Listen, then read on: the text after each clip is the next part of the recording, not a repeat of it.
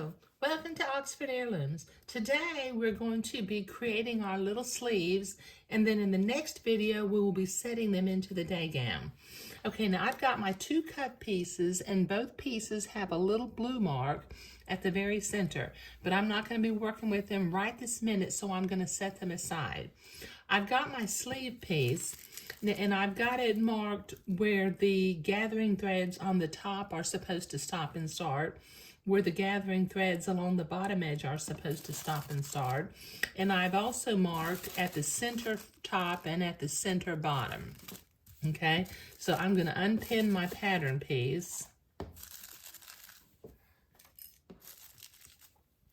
Now this particular sleeve, as I fold it, it doesn't tell you what's the front and what is the back. And when I fold the pattern piece in half, it is perfectly symmetrical. So there's no way of telling which is the front and which is the back. But I have to set one sleeve in on the right side of the garment and the other sleeve in on the left side of the garment. So what I'm going to do is, with my blue barking pen, I'm just going to pick a side.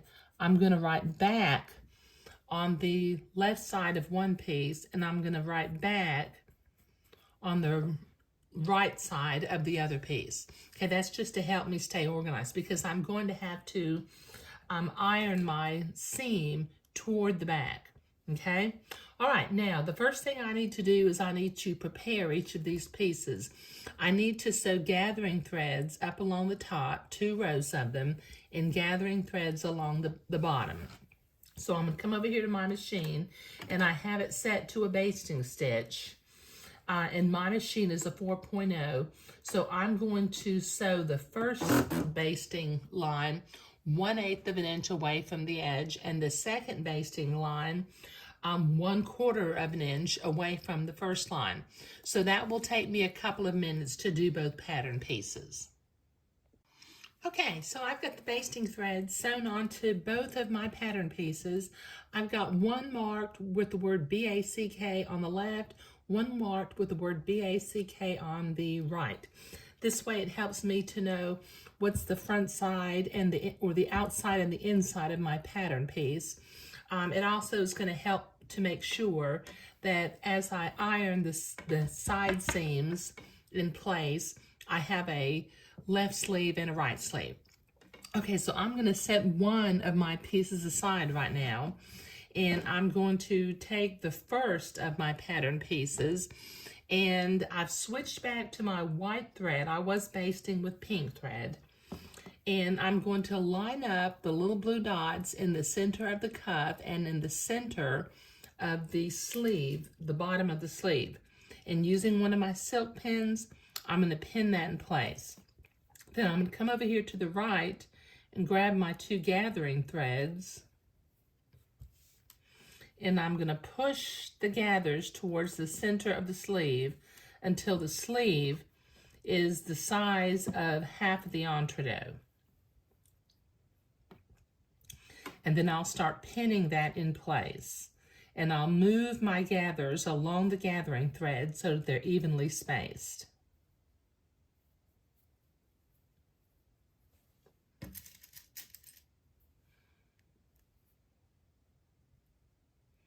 Just put a few pins in, move the gathers as you need to, and pin the edge of the entre with the edge of the sleeve.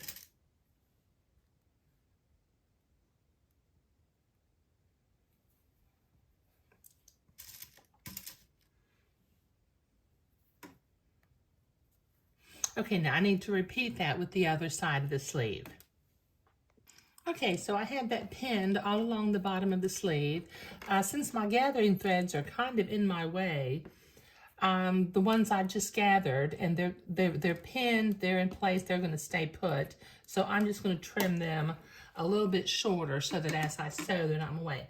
I've got my sewing machine set to a straight stitch, and using the technique of attaching entre to fabric, I'm going to sew this entre onto the bottom edge of the sleeve. I'm going to lower my needle just to make sure I'm right next to the entre ladder, do a couple of stitches forward and back to tack it down, and then slowly sew where your needle is going in right next to the entre line without piercing the entre ladder. And take your pins out as you come to it. Okay, this will take me a minute to sew. Okay, I have that sewn on. Now what I'm going to do is, since I don't want to iron my ruffled lace or my puff sleeve, I'm going to finger fold this entre seam to the inside of the sleeve.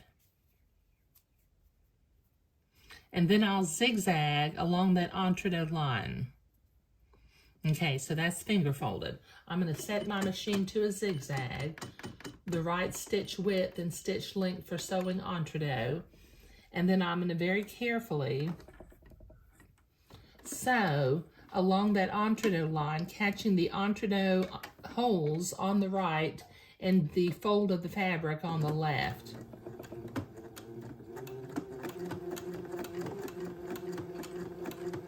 Just sew along that line, making sure that you're catching the fabric and going in the entre hole. Okay, this will take me a minute to sew. Okay, so I have zigzag along that little entre line, and as you can see, this is already looking like a really, really sweet puff sleeve. Now I'm going to take my seam ripper, and my bottom gathering thread is showing, so I'm going to pull it out, and then I'm going to reach in inside the seam and grab the bobbin thread and pull it out also. Okay, now I'm ready to do my French seams on the sides of the sleeves. Okay, I'm going to set my machine to a straight stitch again, line up my entre ladder, the bottom edge of my lace, and I'm going to put a couple of pins in here. And then I'm at the first pass of my French seam is going to be a scant 1/8 of an inch. And then we'll have a scant 1/4 of an inch after I iron the seam to one side. Now I'm leaving my white thread in my machine because I generally don't like to see the colored thread on the white lace.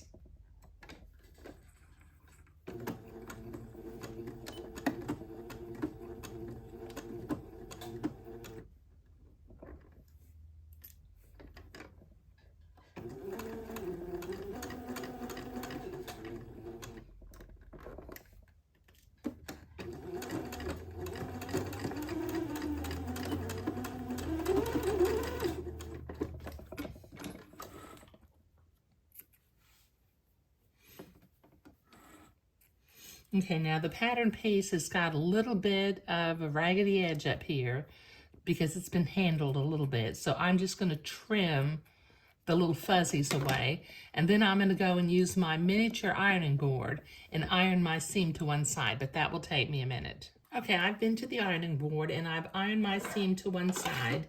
Now, using a straight stitch again, I'm going to sew my second of my French seam lines at about a scant 1/4 of an inch, because this pattern actually calls for a 1/4 inch seam allowance. So if I do about 1/16 and 3/16, that will add up to 1/4. But we need to have a tiny little French seam. And since these French seams are so tiny, that's why I trimmed the little fuzzies from the edge of the fabric before I sew the second pass.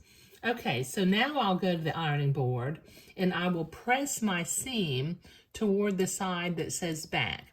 Now I have to repeat these steps for my other sleeve, attaching the cuff and then sewing the French sleeve, but that'll take me a minute. Okay, so I have both of my little sleeves sewn. I've got one, as I look over here on the left, it says the word back, and the other one, as I look on the right, it says the word back. So when we go to set these into the sleeves, I'll be able to tell which is the right sleeve and which is the back sleeve. Even though they are symmetrical, I still needed my back seam to be pressed toward the back on one sleeve and back towards the other direction on the other sleeve. But sewing the little sleeves is what we were doing in this video. Thank you.